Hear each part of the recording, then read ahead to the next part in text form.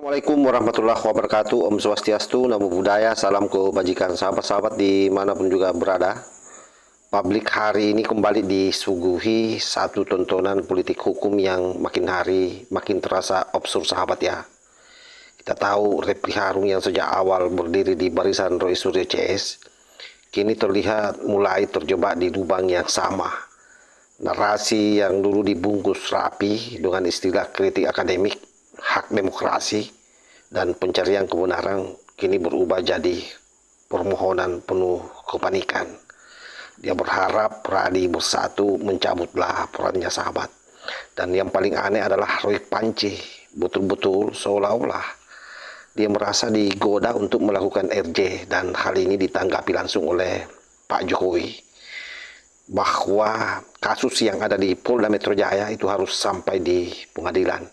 Itu artinya isyarat bahwa Roy Suryo tipe responsianipar betul-betul untuk RJ bagi Pak Jokowi sudah tertutup.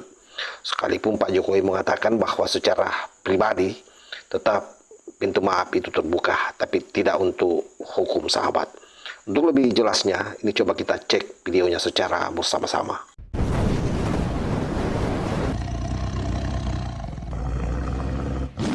Lucu, beliau ini apa kerugiannya dengan pernyataannya Roy Suryo dan lain sebagainya? Masa Pradi bersatu rugi, dirugikan dan lain sebagainya? Kecuali kalau Jokowi iya. Kalau Jokowi melaporkan pasal 310, 311, subjektivitas dia silakan. Tapi beliau ini kan Pradi bersatu ya? Pradi bersatu bang, betul bang. Kerugian Anda apa?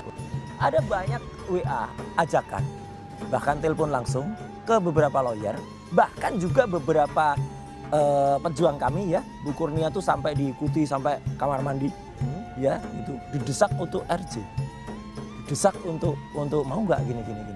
Harusnya yang takut kalau orang dalam pikiran Anda, wah yang takut ke persidangan kan kami harusnya. Enggak, ini justru ada pihak yang takut tuh, yang di tengah itu yang takut. Ya. Buktinya apa Anda bisa berani menuduh itu? Banyak sekali upaya yang dilakukan. Satu ya dalam sidang CLS ya, Citizen Lawsuit di Solo. Udah 3 kali ya panggilan atau undangan ke dia nggak pernah datang. Ijazahnya saja tidak ditampilkan. Ya padahal ijazahnya katanya kan ada di Polda Metro Jaya. Tapi begitu ditampilkan diminta oleh hakim, si lawyernya yang ada di Solo nggak bisa, katanya masih disita di Polda. Ini gimana? Hakim tuh terus tinggi. Patut diduga ada orang yang ingin memecah belah kami yang tadinya ber-8 dari 12 untuk kemudian sudah berhasil dipecah 2 ya. Kemudian yang 6 ini mau dipecah lagi sehingga nanti mungkin tinggal 3 atau tinggal 1. Lah kalau saya mau dipecah apapun, kalau saya masih tetap berani kalau saya. Pintu maaf selalu terbuka. Tapi sekali lagi urusan memaafkan itu urusan pribadi ke pribadi. Kalau yang di Polda Metro itu sudah urusan hukum. Artinya urusan pribadi ya urusan pribadi, maaf memaafkan, tetapi urusan hukum ya urusan hukum. Dan memang harus sampai ke pengadilan. Karena kalau enggak, saya enggak punya forum untuk menyampaikan bukti mengenai kasus ijazah ini. Kita mulai dari fakta yang tak bisa dibantah. Pertama, Roy Suryo dan kawan-kawan saya kira bukan orang baru di ruang publik. Mereka paham betul konsekuensi ucapan, apalagi tuduhan serius seperti ijazah palsu yang diarahkan langsung ke Presiden ke-7 Republik Indonesia.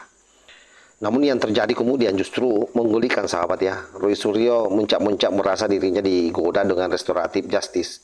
Padahal faktanya tidak ada RJ yang diminta oleh Presiden ke-7 Republik Indonesia yakni Pak Jokowi. Yang ada justru kebalikannya.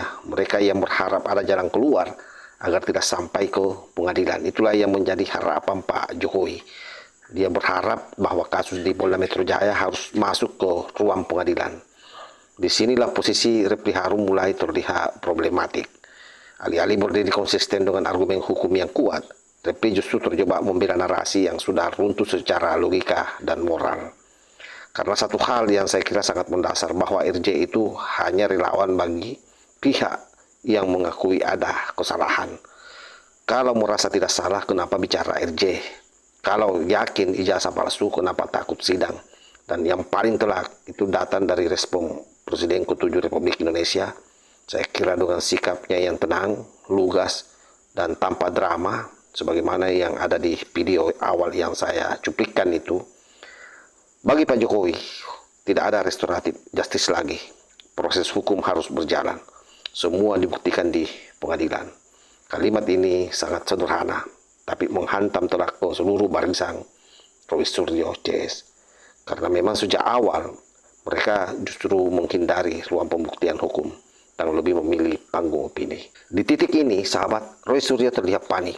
Nada bicara berubah, bahasa tubuh berubah, narasi pun berubah. Dari semula menuduh kini menjadi meminta pengertian. Dari yang so ilmiah berubah jadi emosional dan defensif. Dan repli Harung alih-alih mengoreksi arah, justru ikut terseret seolah tak mau mengakui bahwa kapal yang ia tumpangi sudah bocor dari awal. Kasus ini memberi satu pelajaran penting bagi publik. Hukum tidak bisa dikalahkan oleh opini, apalagi oleh sensasi. Presiden Jokowi memilih jalan paling elegan, tidak melayani drama, tidak bernegosiasi dengan fitnah, menyerahkan segalanya ke pengadilan. Dan disitulah seharusnya semua diuji. Bukan di panggung-panggung YouTube, panggung-panggung podcast, apalagi di talkshow, dan bukan juga di panggung debat kusir yang selama ini selalu dipertontonkan oleh para pemburu ijazah, sahabat. Kalau benar, maka buktikan di meja hijau. Kalau salah, maka bertanggung jawablah. Karena negara hukum tidak dibangun dari teriakan, melainkan dari keberanian menghadapi konsekuensi. Wallahul muwaffiq ila aqwamit thariq. Wassalamualaikum warahmatullahi wabarakatuh.